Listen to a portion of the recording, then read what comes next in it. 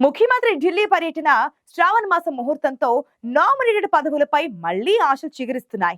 ఉమ్మడి ఖమ్మం జిల్లాలో కొందరు మంత్రుల చుట్టూ తిరుగుతుండగా మరికొందరు హైదరాబాద్ లో లాబింగ్ నడుపుతున్నారు. పాత కొత్త నాయకుల మధ్య అంతరాలు ఏర్పడుతున్నాయి. కష్టకాలంలో నిలబడ్డ వారిని కాదని కొత్తగా వచ్చిన వారికి ప్రాధాన్యంపై కొందరు నేతలు ఆగ్రహిస్తున్నారు. దీంతో అధిష్టానానికి అగ్ని పరీక్షే కాబోతోంది పదవుల పందెరం.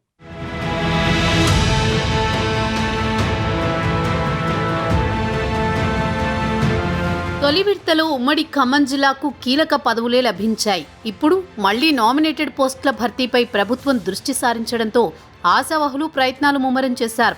నామినేటెడ్ పదవుల్లో జిల్లా నుంచి డిప్యూటీ సీఎం భట్టి విక్రమార్క వర్గం నుంచి వైరాకు చెందిన నాయుడు సత్యనారాయణకు హస్తకళల చైర్మన్ పదవి లభించగా, రెవెన్యూ శాఖ మంత్రి పొంగులేటి శ్రీనివాసరెడ్డి వర్గీయుడు మువ్వా విజయబాబుకు ఇరిగేషన్ డెవలప్మెంట్ కార్పొరేషన్ పదవి లభించింది. గతంలో స్థానిక సంస్థల ఎమ్మెల్సీగా కాంగ్రెస్ పార్టీ నుంచి పోటీ చేసి ఓడిపోయిన రాయల నాగేశ్వరరావును గిడ్డంగుల సంస్థ చైర్మన్ పదవి వరించింది. భద్రాచలం నుంచి పోటీ చేసి ఓడిపోయిన మాజీ ఎమ్మెల్యే పొదెం వీరయ్యకు రాష్ట్ర అటవీ అభివృద్ధి సంస్థ చైర్మన్ పదవి దక్కింది. అయితే మంత్రి తుమ్మల నాగేశ్వరరావు వర్గీయులకు, కేంద్ర మాజీ మంత్రి రాజ్యసభ సభ్యురాలు రేణుకా చౌదరి వర్గీయులకు ఫస్ట్ టర్మ్ నామినేటెడ్ పదవుల్లో ఛాన్స్ లభించలేదు. సుదీర్ఘకాలంగా భట్టి విక్రమార్క, రేణుకా చౌదరి వర్గీయులుగా రాజకీయాల్లో ఉన్న వారిలో కూడా కొందరికి అవకాశం రాలేదు. పదవి దక్కిన వారిలో నాయుడు సత్యనారాయణ 20 ఏళ్లుగా హైదరాబాద్లో ఉన్నందున ఆయన్ని ఖమ్మం జిల్లా కోటా కింద పరిగణించవద్దని పార్టీ నేతలు అధిష్టానాన్ని కోరుతున్నారు.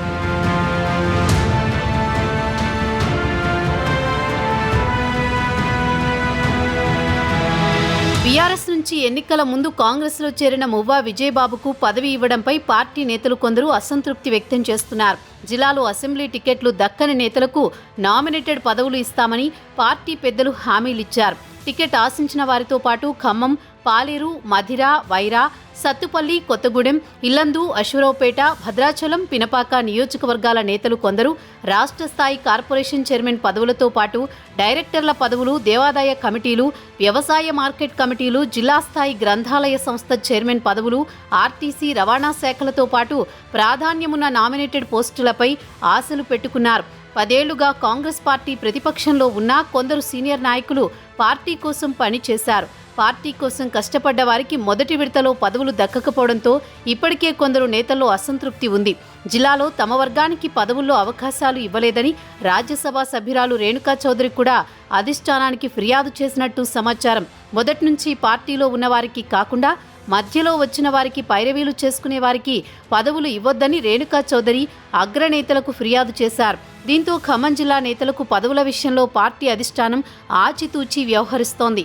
దీంతో రెండో విడత జాబితాలో ఉమ్మడి ఖమ్మం జిల్లా నుంచి నేతల పేర్లు ఉంటాయో లేదో స్పష్టత రావడం లేదు.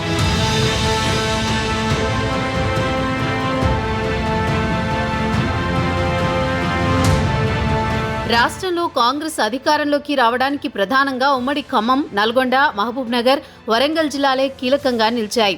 ఈ జిల్లాలో కాంగ్రెస్ మెజారిటీ అసెంబ్లీ సీట్లు గెలవడంతో రాష్ట్రంలో కాంగ్రెస్ ప్రభుత్వం కొలువుదీరింది. దీంతో ఉమ్మడి ఖమ్మం జిల్లాకు నామినేటెడ్ పదవుల్లో అధిక ప్రాధాన్యం ఇవ్వాల్సిందేనంటూ నేతలు అధిష్టానంపై ఒత్తిడి తెస్తున్నారు.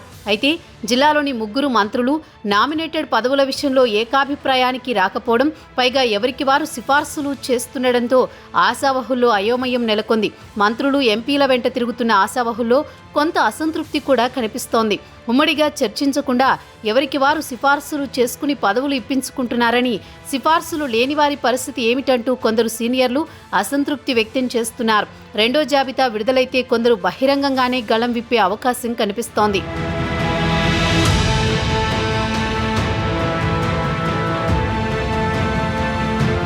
ఉమ్మడి ఖమ్మం జిల్లాలో కీలకమైన భద్రాచలం దేవస్థానం బోర్డు వంటి పదవులను భర్తీ చేయాల్సి ఉంది. నామినేటెడ్ పదవుల్లో అవకాశం ఇస్తే క్యాడర్లో గూడు కట్టుకున్న అసంతృప్తి కాస్త తగ్గే అవకాశం ఉంది. ఇప్పటికే కొందరు నేతలు పైకి అంతా బాగుందని చెబుతున్నా పార్టీలో తమకు గుర్తింపు ఇవ్వడం లేదని, మంత్రులను కలవడం కూడా కష్టంగా ఉందని ఆవేదన వ్యక్తం చేస్తున్నారు. ఈ నేపథ్యంలో జిల్లా మంత్రులను, ఎంపీలను నమ్ముకున్న వారికి పదవులు రాకపోతే పార్టీలో అసమ్మతి గళాలు గట్టిగా గొంతెత్తే పరిస్థితులు కనిపిస్తున్నాయి.